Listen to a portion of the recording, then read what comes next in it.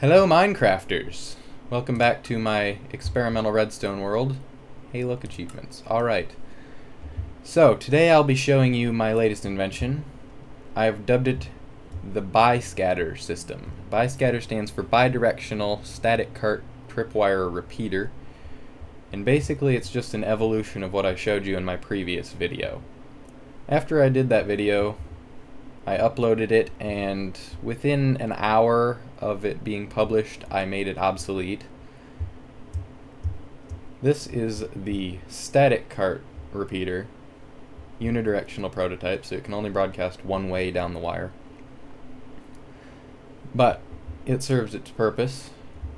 Basically, when you flip the switch on, it powers two things. It turns off the powered rail, which locks the cart into position, and it hits the piston, shoving the cart up there. The piston is also hooked up to this circuit, which is a single pulse generator, so that it retracts instantly, which basically just helps so when you shut it off, the cart can roll back down immediately instead of waiting for the piston to retract, which shaved a bit of time off of how long the off was delayed down the line. Exactly how much it affects it will be dependent on your server and computer, but it helps a bit. I just like fast. So, that's easy enough, but I still wanted to be able to broadcast two ways. And after several hours, days, weeks of beating my face against this design, because I really suck at redstone. I don't know why I do this stuff. But I did it. I created a bidirectional system. Basically what happens here is the same thing. Let's say a signal comes in from this side. Light goes on. So what happens here is two things. It shuts off the powered rail once again, and it also powers both of these repeaters. This repeater is hooked to the piston and also that delay or the pulse generator circuit, so it hits it up there and retracts itself. But it's also hooked to this repeater, which powers this inverter attached to the other piston. Now this is necessary because since the wire is powered at both ends when it's on, this would create an infinite loop and lock the thing on both directions. But with this, as soon as this receives power, this piston is locked from opening. This cannot be activated. And basically I accomplished that by just having a really compact AND gate here. Actually, it's not really an AND gate, is it? What gate is it? Anyway, somebody smarter than me knows what gate that is. Basically, both of these have to be shut off for the piston to be activated. And the other one gets shut off when the signal comes in from this side, flipping the signal. And yeah, so it's just a symmetrical version of that with a lockout in place to prevent an infinite loop.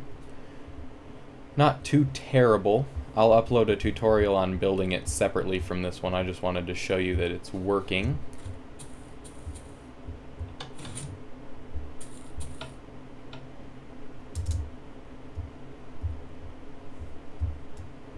And over here, I just prettied it up a bit. I put it in a little building. Lovely, blank signs. Dinner bone! Anyway, we head in here. We have the same exact circuit. It's a very small building because I didn't want it to take up much space. We'll be building a lot of these, so the less material and space you take up with them, the better. Hey, wool block. Forgot to replace that. Fun fact, when I was building this, I spent an hour trying to get it to work because I'd forgotten this one torch right here, so nothing was working properly. I ended up rebuilding the entire circuit out of wool because I thought it might have been a redstone bug with these double half slabs, but yeah. Face desk after I figured that one out. And on this end I just built a simple little transmitter, also with a blank sign. Flip the lever, signal goes on, flip the lever off, signal goes off. Easy enough. I didn't put much effort into this. It doesn't even have the pulse generator, because it was just to show you how you can input a signal using just redstone. And that also means that you can hook anything up to this to power it. I'm actually working on a binary encoder over there, which I'm not going to show you because it's a disaster. But I'll be using that in my single player world if I ever get it working to call up carts from a powered or a storage minecart based warehouse. Input the number of the cart you want in binary, hit the button, shoots it up. Theoretically. So, that's about all I have to show you for today. Obviously you could build this underground, you could build it on a pole. I didn't want people to be able to get in here because this building would ideally be protected if it was on a multiplayer server. So I didn't want people just being able to walk in regardless. I installed this half slab here where the wire comes out. You can't use a whole block because you can't have a whole block under part of the wire. You'd have to have whole blocks all the way under the wire, which would just be quite obnoxious. So the half slab solves that nicely. It's not beautiful, but it works.